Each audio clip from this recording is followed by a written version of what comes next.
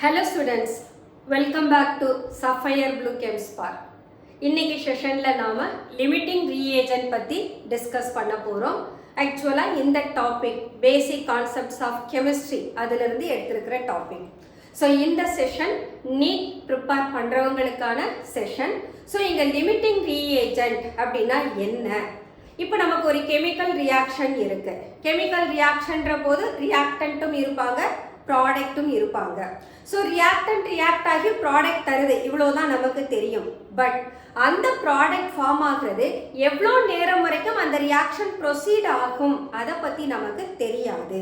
So ஒரு reaction எப்போ complete ஆகும் அல்லது எவ்வளவு நேரம் அந்த ரியாக்ஷன் நடந்துக்கிட்டே இருக்கும் அதை டிட்டர்மைன் பண்ணுறது யாருன்னா நாம எடுத்துக்கிற ரியாக்டன்ட்ல யாராவது ஒருத்தர் அதை டிட்டர்மைன் பண்ணுவாங்க. ஸோ நம்ம எடுத்துக்கக்கூடிய ரியாக்டன்ட்ல ஒன் ஆஃப் த ரியாக்டன்ட் என்ன பண்ணும்னா ரியாக்ஷன்ல கம்ப்ளீட்டா கன்சியூம் ஆயிடும்.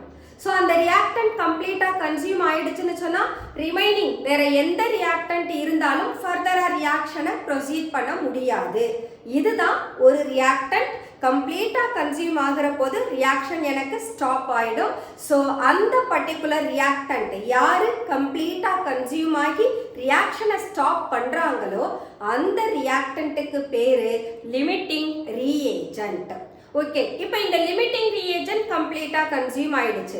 மற்ற ரியாக்டன்ட் இருப்பாங்க இல்லையா, இவங்க கம்ப்ளீட் ஆனாலும் அவங்களோட குவான்டிட்டி அங்க இருக்கும். அந்த ரியாக்டன்ட்டுக்கு என்ன பேருனா எக்ஸஸ் ரீஏஜென்ட்னு பேரு. ஸோ இன்னைக்கு செஷன்ல நாம லிமிட்டிங் ரீஏஜென்ட் தென் கொடுத்துருக்கிற கால்குலேஷன்ல இருந்து லிமிட்டிங் ரீஏஜென்ட்டை எப்படி ஃபைண்ட் அவுட் பண்றது அதை தான் டிஸ்கஸ் பண்ண போறோம். So let us start limiting and excess reagent. So already சொன்னது போல the reactant which is completely consumed during the reaction. ஒரு ரியாக்ஷன் நடந்துக்கிட்டு இருக்கிற போது ஒன் ஆஃப் த ரியாக்டன்ட் கம்ப்ளீட்டா கன்சியூம் ஆகுது, அந்த ரியாக்டன்ட்டை லிமிட்டிங் ரீஏஜென்ட்னு சொல்றோம். தென் the reactant which is not completely consumed during the reaction is an excess reagent. So ஒரு ரியாக்டன்ட்டை பொறுத்து அடுத்த ரியாக்டன்ட்டை நம்ம பார்க்குற போது அவங்க கம்ப்ளீட்டா கன்சியூம் ஆகி இருக்க மாட்டாங்க, அந்த ரியாக்டன்ட்டை எக்ஸஸ் ரீஏஜென்ட்னு சொல்றோம். Okay, the reaction will be stopped once one of the reactant is completely consumed. அப்ப ரியாக்ஷன் எனக்கு ஸ்டாப் ஆயிருச்சுன்னு சொன்னா ஃபர்தரா ரியாக்ஷன் நடக்காது, அப்ப ஃபர்தரா ப்ராடக்ட்டும் நமக்கு ஃபார்ம் ஆகாது. அப்படின்னு சொன்னா லிமிட்டிங் ரீஏஜென்ட் தான் ஒரு ரியாக்ஷனை கண்ட்ரோல் பண்ணுது அப்படின்னு சொல்லலாம். இந்த லிமிட்டிங் ரீஏஜென்ட்டோட ரோல் என்ன அப்படின்னா இந்த லிமிட்டிங் ரீஏஜென்ட்டை பொறுத்து தான் நமக்கு ப்ராடக்டோட ஃபார்மேஷன் இருக்கும். அப்ப எத்தனை மோல்ஸ் ஆஃப் ப்ராடக்ட் ஃபார்ம் ஆகுது அல்லது எவ்வளவு அமௌண்ட் ஆஃப் ப்ராடக்ட் ஃபார்ம் ஆகுது அதை டிட்டர்மைன் பண்றதே limiting reagent. So the moles or amount of the product are always determined by the starting moles of limiting reagent. What do you mean by starting moles of limiting reagent? இப்போ நம்ம கொடுத்துருக்கிற chemical reaction ஆக்சுவலாக என்ன செய்வோம், balance பண்ணுவோம். Balance பண்ணுற போது ஒவ்வொரு ரியாக்டன்ட்டுக்கும் ப்ராடக்ட்டுக்கும் பர்டிகுலர் பேலன்சிங் கோஎஃபிஷியன்ட் எழுதுவோம். அந்த கோஎஃபிஷியன்ட்டுக்கு பேர் stoichiometric coefficient. So those stoichiometric coefficients are the number of moles of reactant that taking part in a chemical reaction. அப்போ அந்த ஸ்டாய்கியோமெட்ரிக் கோஎஃபிஷியன்ட்டை தான் நம்ம என்னன்னு சொல்கிறோம், ஸ்டார்டிங் மோல்ஸ் ஆஃப் லிமிட்டிங் ரீஏஜென்ட்னு சொல்றோம். அப்ப ஒரு ரியாக்ஷனோட பிகினிங்ல நீங்க எத்தனை மோல்ஸ் ஆஃப் லிமிட்டிங் ரீஏஜென்ட் வச்சிருக்கீங்களோ அத்தனை மோல்ஸ் ஆஃப் லிமிட்டிங் ரீஏஜென்ட்டை பொறுத்து தான் நமக்கு number of moles of product form ஆகும். So that's all limiting and excess reagent. Okay, இப்போ இந்த லிமிட்டிங் ரீஏஜென்ட்டை கொடுத்திருக்கிற கெமிக்கல் ரியாக்ஷன்ல எப்படி கண்டுபிடிக்கிறது? So we can say the calculation of limiting reagent. இதுல 3 டிஃபரண்ட் மெத்தட் இருக்கு. ஃபர்ஸ்ட் மெத்தட் என்ன சொல்றாங்க அப்படின்னா நம்ம கிட்ட ஒரு கெமிக்கல் ரியாக்ஷன் இருக்கும், அந்த ரியாக்ஷனுக்கு நம்ம ஆக்சுவலா moles in terms of mass வச்சு இவ்வளோ அமௌண்ட் ஆஃப் ரியாக்டன்ட் இவ்வளோ அமௌண்ட் ஆஃப் ப்ராடக்ட்டை கொடுத்துருக்குன்னு கண்டுபிடிச்சிருவோம். ஸோ நான் கெமிக்கல் ஈக்குவேஷனை பேலன்ஸ் பண்ணுற போது எனக்கு ஸ்டாய்கியோமெட்ரிக் கோஎஃபிஷியன்ஸ் கிடைச்சிரும். அந்த ஸ்டாய்கியோமெட்ரிக் கோஎஃபிஷியன்ஸ்ன்றது நம்பர் ஆஃப் மோல்ஸ்னும் தெரியும். In terms of number of moles நம்ம என்ன கண்டுபிடிச்சிடலாம், எத்தனை molar mass of reactant and the molar mass of product form ஆகுதுன்னு கண்டுபிடிச்சிடலாம். ஸோ இவ்வளோ அமௌண்ட் ஆஃப் ரியாக்டன்ட்டுக்கு இவ்வளோ அமௌண்ட் ஆஃப் ப்ராடக்ட் வருதுன்றது நமக்கு தெரிஞ்சிடும். இப்போ நம்ம கிட்ட என்ன பண்ணியிருப்பாங்க, ஒரு பர்டிகுலர் அமௌண்ட் ஆஃப் சப்ஸ்டன்சஸை கொடுத்து இந்த அமௌண்ட்டுக்கு எவ்வளோ ப்ராடக்ட் வரும் அப்படின்னா யார் லிமிட்டிங் ரியேஜென்ட்னு கேட்பாங்க. ஸோ கொடுத்துருக்கிற அமௌண்ட்டுக்கு திரும்ப நாம் என்ன செய்யணும், கால்குலேஷன் போடணும். போடுற போது நமக்கு ஒரு வேல்யூ வரும் பார்த்தீங்களா, அந்த வேல்யூவை கிவன் வேல்யூ கூட கம்பேர் பண்ணணும். கம்பேர் பண்ணுற போது நம்ம கால்குலேட் பண்ண வேல்யூ லோவாகவும் கொடுத்துருக்கிற வேல்யூ ஹையாகவும் இருந்தால் அவங்க எக்ஸஸ் ரீஏஜென்ட். அதை பொறுத்து அடுத்த ரீஏஜென்ட் என்னவா மாறிடுவாங்க, லிமிட்டிங் ரீஏஜென்ட்டாக மாறுவாங்க. இதுதான் first method. So first method ரொம்ப சிம்பிள். அதுக்கு ஒரு எக்ஸாம்பிள் நாம டிஸ்கஸ் பண்ணலாம். நெக்ஸ்ட் மெத்தட் பாருங்க. By calculating the amount of any one product obtained, எனக்கு more than one product form ஆகலாம் ரியாக்ஷனில். நான் ஒரே ஒரு ப்ராடக்டை மட்டும் எடுத்துக்கிட்டு அந்த ப்ராடக்ட் ஒவ்வொரு ரியாக்டண்ட்டை பொறுத்து எத்தனை டைம் ஃபார்ம் ஆகியிருக்கு அப்படின்றத கால்குலேட் பண்ணுறேன். கால்குலேட் பண்ண பின்னால the one giving least product is limiting reagent. எந்த ரியாக்டன்ட் எனக்கு லீஸ்ட் அமௌண்ட் ஆஃப் ப்ராடக்டை கொடுத்தாங்களோ அவங்க எனக்கு லிமிட்டிங் ரியேஜென்ட்டாக இருப்பாங்க. ஸோ இந்த மெத்தடுக்கு நம்ம என்ன எக்ஸாம்பிள் எடுக்கலாம்னா, ammonia on oxidation gives nitric oxide and water. ஈக்குவேஷனை பேலன்ஸ் பண்ணணும். ஸோ இந்த ஈக்குவேஷனை பேலன்ஸ் பண்ணால் ஆக்சுவலாக அம்மோனியா 4 டைம்ஸ் வரும், வாட்டர் 6 டைம்ஸ் வரும், நைட்ரிக் ஆக்சைடு 4 டைம்ஸ் வரும், ஆக்சிஜனை பேலன்ஸ் பண்ணினா 5 டைம்ஸ் கிடைக்கும். இது ஆக்சுவலாக ரிடாக்ஸ் மெத்தட்ல பண்ணணும். ஜஸ்ட் நான் பேலன்ஸ் பண்ணியிருக்கேன், நம்ம சம்ம சால்வ் பண்ணணுன்றதுக்காக. இந்த எக்ஸாம்பிளை நாம செப்பரேட்டா டீல் பண்ணுவோம். தேர்ட் மெத்தட் பார்த்தீங்கன்னா, divide given moles of each reactant by their stoichiometric coefficient.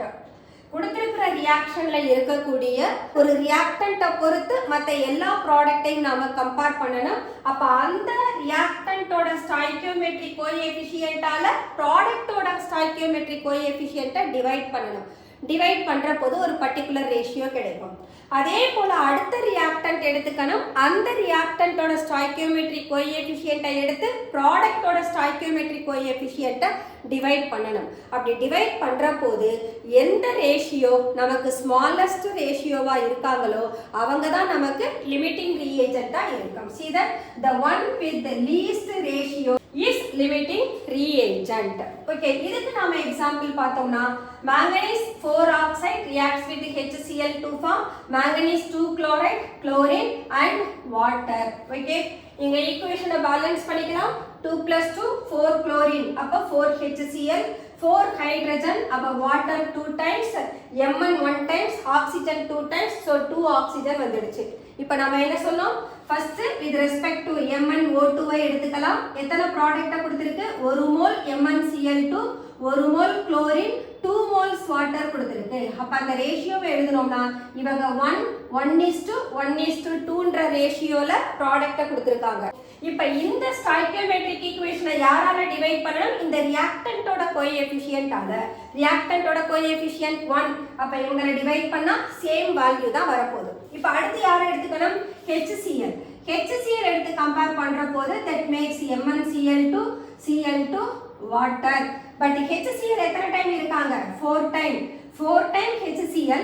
So இங்க ப்ராடக்ட்டோட ரேஷியோ எப்படி இருக்கு, 1:1:2ன்னு இருக்கு. இப்போ நம்ம என்ன பண்ணலாம், 4ஆல இந்த ப்ராடக்ட்டோட ரேஷியோவை டிவைட் பண்ணலாம். அப்போ we are getting 1/4:1/4:2/4. அப்போ 1/4:1/4:1/2 கிடைக்கும். அப்போ MnO2 HCl இவங்க ரெண்டு பேரையும் கம்பேர் பண்ற போது HCl தான் நமக்கு லீஸ்ட் ரேஷியோ ஆஃப் த ப்ராடக்ட்டை கொடுக்குது. அப்போ HCl is the limiting reagent and MnO2 is excess reagent. So this is what the example for third method. இப்போ அடுத்தது வாங்க, ஃபர்ஸ்ட் மெத்தட் எடுத்தோமா. இந்த ஃபர்ஸ்ட் மெத்தடுக்கு ஒரு எக்ஸாம்பிள் டிஸ்கஸ் பண்ணலாம். ஃபர்ஸ்ட் மெத்தட் என்ன சொன்னா, first calculating the required amount by the equation. இந்த equation இருக்கு. இந்த ஈக்குவேஷன்ல என்ன கேட்டிருக்காங்க? This is the required equation. 356 gram carbon monoxide 65 gram hydrogen ஓட ரியாக்ட் பண்ணதுனா யார் லிமிட்டிங் ரியேஜன்? இதுதான் கொஸ்டின். ஸோ ஃபர்ஸ்ட் நாம நம்பர் ஆஃப் மோல்ஸ் கண்டுபிடிச்சிடலாம். கார்பன் மோனாக்சைடு ஒரு டைம் இருக்காங்க, ஹைட்ரஜன் 2 மோல்ஸ், மெத்தனால் 1 மோல். இப்போ கார்பன் மோனாக்சைடோட மோல் நம்ம மோலார் மாஸ்ல மாத்தணும்னு சொன்னா we have to add their atomic masses. கார்பனுக்கு 12, ஆக்சிஜனுக்கு 18, அப்போ நமக்கு 28 கிராம் ஆஃப் கார்பன் மோனாக்சைடு கிடைக்கும். ஹைட்ரஜன் 4 into 1 4 கிராம் கிடைக்கும். மெத்தனால் இவங்களை ஆட் பண்ணீங்கன்னா 12 12 plus 16 28 28 plus 4 32 கிராம் கிடைக்கும். அப்போ as per the given reaction 28 gram of carbon monoxide requires 4 gram of hydrogen to form 32 gram of methanol. But நமக்கிட்ட கேட்டிருக்க question என்ன? 356 gram carbon monoxide 65 gram ஹைட்ரஜனோட react பண்ணுது. அப்ப இவங்க ரெண்டு பேர்ல யார் லிமிட்டிங் ரியேஜன்ட்னு கண்டுபிடிக்கணும். ஸோ இப்போ என்ன பண்ணலாம்? we can write 28 gram of carbon monoxide requires 4 gram hydrogen. Therefore 356 gram carbon monoxide will require how much hydrogen பார்க்க போறோம். அப்போ 28 க்கு 4 கிராம்னா 356 க்கு சால்வ் பண்றோம். இத சால்வ் பண்ணீங்கன்னா 50.86 கிராம் ஹைட்ரஜன் வரும். ஓகே, இப்போ இந்த அமௌண்ட் ஆஃப் ஹைட்ரஜனை கொடுத்திருக்கிற ஹைட்ரஜனோட மாஸோட கம்பேர் பண்ணணும். நமக்கு தேவைப்படுற ஹைட்ரஜன் 50.86 தான். பட் எவ்வளோ ஹைட்ரஜன் கொடுத்திருக்காங்க? 65 கிராம் கொடுத்திருக்காங்க. அப்ப நம்மள்ட்ட அப்ப ஹைட்ரஜன் என்னவா இருக்கும்? எக்ஸஸ் ரியேஜென்ட்டா இருக்கும். ஏன்னா கம்பேர் பண்ற போது ஹைட்ரஜனோட given mass is greater than required mass. So hydrogen is the excess reagent. Okay, hydrogen excess ரியேஜென்ட்னா கார்பன் மோனாக்சைடு தான் யாரா இருப்பாங்க? லிமிட்டிங் ரியேஜென்ட்டா இருக்கும். ஸோ இதுதான் இந்த டிஃபரண்ட் மெத்தடை யூஸ் பண்ணி எப்படி நாம கால்குலேஷன் போட்டு அதுல இருந்து லிமிட்டிங் ரியேஜென்ட்டை கண்டுபிடிக்கணும். ஸோ ஒவ்வொரு மெத்தடுக்கும் நம்ம ஒவ்வொரு எக்ஸாம்பிள் தான் டிஸ்கஸ் பண்ணியிருக்கோம். இப்போ நான் செகண்ட் மெத்தடுக்கு எப்படி இந்த எக்ஸாம்பிளை டீல் பண்றதுன்னு சொல்லிடுறேன். Let us take an example for second method. Actually, ammonium oxidation of ammonia க்கு we require data. So இந்த எக்ஸாம்பிள் வேண்டாம். இந்த மெத்தடை எக்ஸ்பிளைன் பண்றதுக்கு let us take another example. So இங்க நம்ம பார்த்தோம்னா magnesium is bond in oxygen to form magnesium oxide. இது நம்மளோட ரியாக்ஷன். இப்போ இவங்களை பேலன்ஸ் பண்ணோம்னு சொன்னா magnesium 2 times வரும். ஏன்னா ஆக்சிஜன் 2 times இருக்கிறதுனால so we are getting 2 magnesium oxide. இப்போ மெக்னீசியமோட அட்டாமிக் மாஸ் 24. 2 மோல் இருக்கிற போது இது எத்தனை கிராமா மாறிடுவாங்க? 48 gram of magnesium. It reacts with 32 gram of oxygen to form 80 gram of magnesium oxide. இப்போ நம்மளோட क्वेश्चन என்னன்னா 2.4 gram of magnesium with 10 gram of oxygen ஓட ரியாக்ட் பண்ண போகுது. அப்ப இந்த ரெண்டு பேர்ல எந்த ரியாக்டன்ட் நமக்கு லீஸ்ட் அமௌண்ட் ஆஃப் ப்ராடக்ட்டை கொடுப்பாங்களோ அவங்க தான் நமக்கு லிமிட்டிங் ரியேஜென்ட். அதுதான் இங்க கொடுத்திருக்காங்க. நாம என்ன பண்றோம்? by calculating the amount of any one product obtained taking each reactant one by one. Magnesium வச்சு மெக்னீசியம் ஆக்சைடு எவ்வளவு வருதுன்னு பார்க்க போறோம். அதே போல ஆக்சிஜனை வச்சு மெக்னீசியம் ஆக்சைடு எவ்வளவு வருதுன்னு பார்க்க போறோம். இந்த ரெண்டு ரியாக்டன்ட்டையும் வச்சு மெக்னீசியம் ஆக்சைடு கால்குலேட் பண்றப்போ இவங்கள்ல யார் நமக்கு லீஸ்ட் அமௌண்ட் ஆஃப் மெக்னீசியம் ஆக்சைடை கொடுக்குறாங்களோ அவங்க தான் நமக்கு லிமிட்டிங் ரியேஜென்ட். ஓகே, இப்போ நம்மள்ட்ட என்ன கேட்டிருக்காங்கன்னா 2.4 gram of magnesium that reacts with 10 gram of oxygen. அப்படினா இவங்க ரெண்டு பேர்ல யாரு நமக்கு லிமிட்டிங் ரியேஜென்ட்? ஓகே, இப்போ நாம என்ன பண்ணணும்? கொடுத்திருக்கிற மாஸ்க்கு number of moles of magnesium கண்டுபிடிக்கணும். அதே போல number of moles of oxygen கண்டுபிடிக்கணும். So let us find first of all magnesium. Number of moles of magnesium in 2.4 gram equal to 2.4 divided by 24 0.1 mole magnesium இருக்கு. Okay, இப்போ நம்மள பொறுத்த வரைக்கும் according to the stoichiometric equation 2 moles of magnesium magnesium gives 2 moles of magnesium oxide.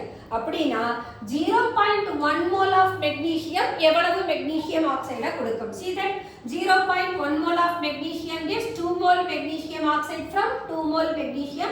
அப்படினா 0.1 mole magnesium will give 0.1 mole magnesium oxide. Okay, magnesium வச்சு magnesium oxide எவ்வளவு form ஆகுதுன்னு கண்டுபிடிச்சிட்டோம். The next one, 10 gram oxygen எடுத்துக்கலாம். 32 gram நமக்கு தெரியும் 1 mole of oxygen molecule. But எத்தனை gram கொடுத்திருக்காங்க? 10 gram of oxygen. So from this stoichiometric equation, 32 gram of oxygen gives 80 gram of magnesium oxide. அப்படினா 10 gram of oxygen எவ்வளவு தரும்னு பார்க்க போறோம். அதுக்கு முன்னாடி என்ன பண்ணணும்? 10 gram oxygenல எத்தனை moles of oxygen இருக்குன்னு பார்க்கணும். So let us find number of moles of oxygen in 10 gram. 10 by 32 equal to 0.3125 moles of oxygen இருக்கு. So from this stoichiometric relation, 1 mole oxygen gives 2 mole magnesium oxide. கரெக்ட்டுங்களா? 1 mole oxygen 2 mole magnesium oxide கொடுக்குது. அப்படினா 0.3125 moles of oxygen will give how much of magnesium oxide?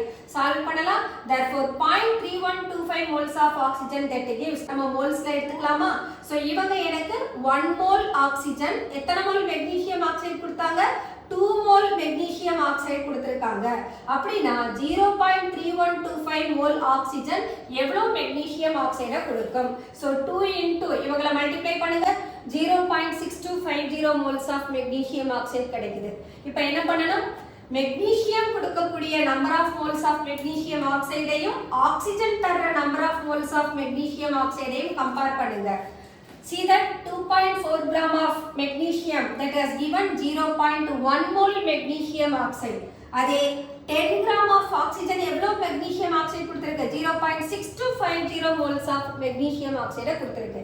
அப்ப இந்த ரெண்டு number of moles ஐயும் compare பண்ணோம்னா 0.1 mole of magnesium oxide is the least amount. அப்போ யார் நமக்கு limiting reagent? Magnesium is the limiting reagent.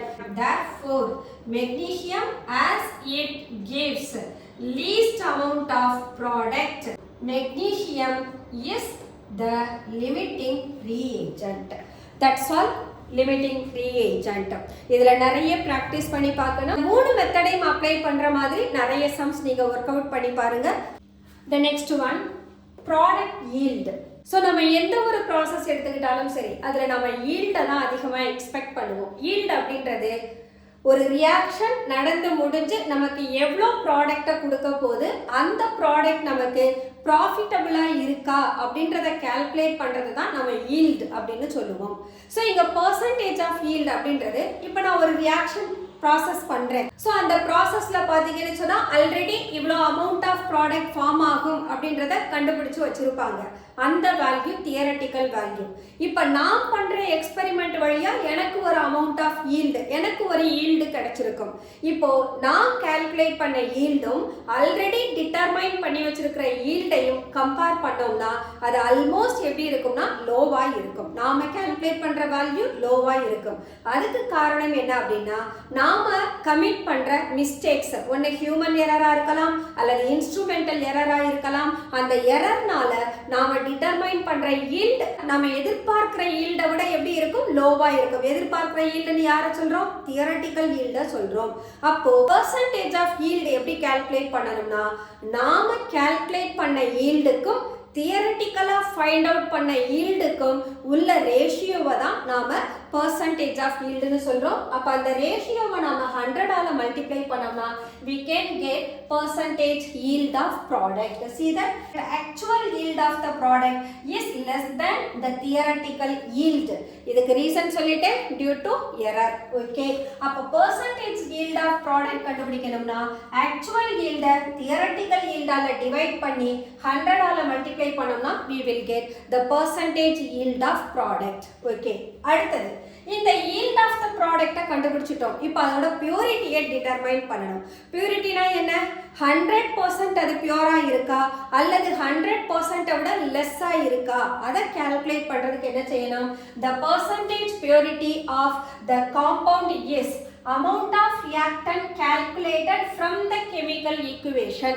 நாம ப்ராசஸ் பண்ற ரியாக்ஷன் வழியா எவ்வளோ அமௌண்ட் ஆஃப் ரியாக்டன்ட் நமக்கு கிடைச்சது அப்படின்றத எடுத்துட்டோம். Then actual amount of reactant taken, அவங்க ரெண்டு பேருக்கும் இடையில இருக்கிற ரேஷியோவை நீங்க 100ஆல மல்டிப்ளை பண்ணா that makes percentage of purity. So இந்த பியூரிட்டின்றது என்ன? நாம கெமிக்கல் ரியாக்ஷன்ல எடுத்துக்கக்கூடிய ரியாக்டன்ட் 100% பியூரா இருந்ததுன்னா நம்மளோட ப்ராடக்ட்டும் பியூரா இருக்கும். சப்போஸ் நம்மளோட ரியாக்டன்ட்ல ஏதாவது ஒரு இம்பியூரிட்டி இருந்ததுன்னு சொன்னா அந்த இம்பியூரிட்டி ஈல்ட் ஆஃப் த ப்ராடக்டை இன்ஃப்ளூயன்ஸ் பண்ணும். ஸோ அதை தான் நம்ம என்ன சொல்றோம், நம்மளோட கெமிக்கல் ஈக்குவேஷன் வழியா கால்குலேட் பண்ண அமௌண்ட் ஆஃப் ரியாக்டன்ட்டுக்கும் ஆக்சுவலா நாம எடுத்துக்கிட்ட அமௌண்ட் ஆஃப் ரியாக்டன்ட்டுக்கும் உள்ள ரேஷியோவை 100ஆல மல்டிப்ளை பண்ணோம்னா that gives percentage of purity. For example, என்னோட காம்பவுண்ட் நான் 100 கிராம் ஆஃப் கால்சியம் கார்பனேட் எடுத்திருக்கேன். இது நான் எடுத்துக்கிட்ட actual amount. But 90 gram of calcium carbonate தான் பியூரா இருக்கு அப்படின்னா நான் என்ன செய்வேன், 90 டிவைடட் பை எடுத்துக்கிட்ட அமௌண்ட் 100 இன்டூ பர்சன்டேஜுக்கு கன்வெர்ட் பண்றோம். கேன்சல் பண்ணா எத்தனை பர்சன்ட் பியூரிட்டி இருக்கு? ஜஸ்ட் 90% ஆஃப் பியூரிட்டி இருக்கு. அப்ப 10% நமக்கு இம்பியூரா இருக்குன்னு அர்த்தம். இதுதான் பர்சன்டேஜ் பியூரிட்டி. ஓகே ஸ்டூடெண்ட்ஸ், இன்னைக்கு செஷன்ல நாம limiting reagent, percentage yield of the product and percentage of purity இதை மட்டும்தான் பார்த்தோம். அடுத்த செஷன்ல rest of the topic discuss பண்ணுவோம். until then bye bye.